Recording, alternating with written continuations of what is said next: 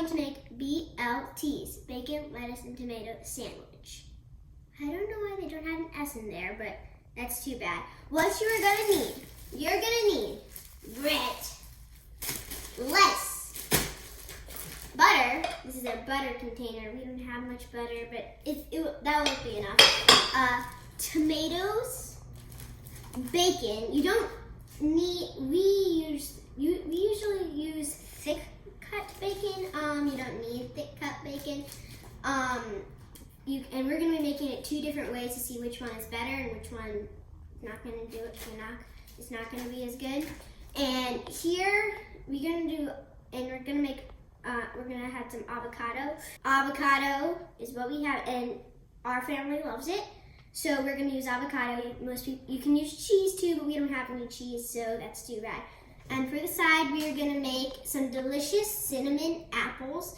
And for that, you're just going to need some apples right over here. You're going to need ground cinnamon and granulated sugar. So let's get started.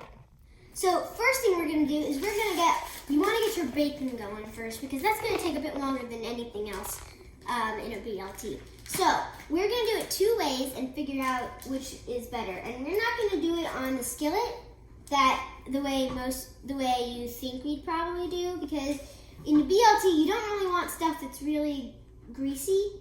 And if you do it on a skillet, for breakfast it's perfectly delicious, but well, it's not. It's good, but it's really greasy, like super greasy, and you don't want too greasy bacon for BLTs. So we're gonna do one in the oven and one in the microwave. In the microwave, what you want to do is you want to get a plate, and you want to stack up like a bunch of layers of paper towels on the plate. And for the oven, you want to get a cookie pan, put tin foil on it, and put a cooking drying thing on top of it. For the microwave, you're gonna put the bacon on the first layer of paper towel, and you're gonna spread it out just a little bit. You have a little bit of space there so they don't overlap and make a huge mess.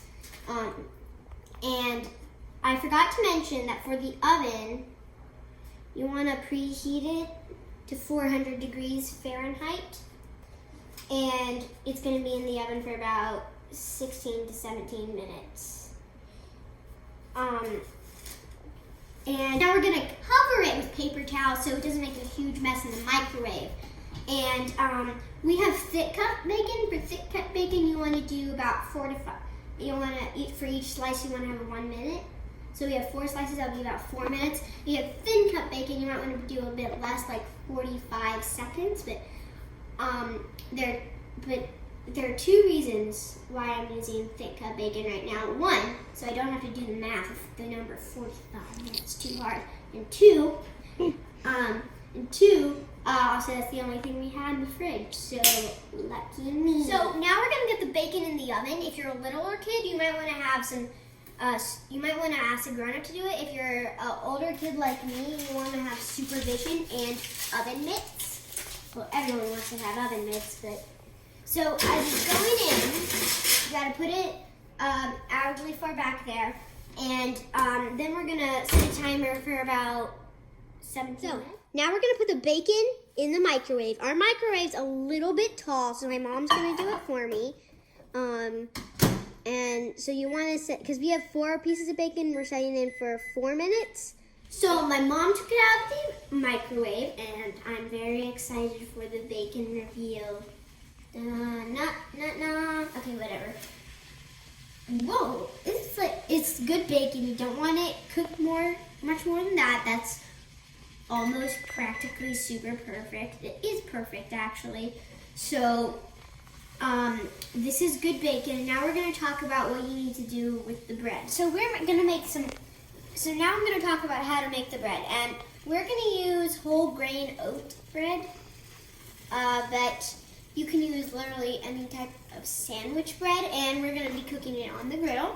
And you don't need to do it in the griddle. If you don't have much time to do it in the toaster, you can do it in the boiler, you can do it in the skillet, but we like to do it on the griddle because, one, that's one of our only options, and two, it makes really cute little kind of stripes that makes it look very professional. So that's why we like it. And Mom melted some butter. So we have our cooking brush. And so what you're gonna do is you're gonna take a bit of butter and you're gonna spread it across the bread. And you're gonna spread it on each side of the bread. We have put butter on every single piece of bread. You can do one side of the bread, you can do butter both sides of the bread, but so we're gonna take 2 at a time. We're gonna take 2 pieces of bread at a time. We're gonna quickly put them on the griddle, like so. And you're gonna grab the spatula, and just kind of press down. So you kind of press down so they're getting there. And so when you press down, and then when they're ready, you flip them over and do it the exact same way on the other side. So the timer for the bacon just went off, and we're gonna take it out of the oven. You wanna wear oven mitts again, just like oven mitts.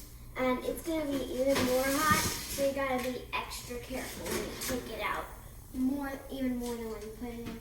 You're gonna place a towel, you're gonna put it in so you don't want grease all over your table. You accidentally spill it. And so we're gonna see which bacon looks better. As you can see, neither of them are too terribly greasy. The grease will fall off the bacon that you cook in the oven. And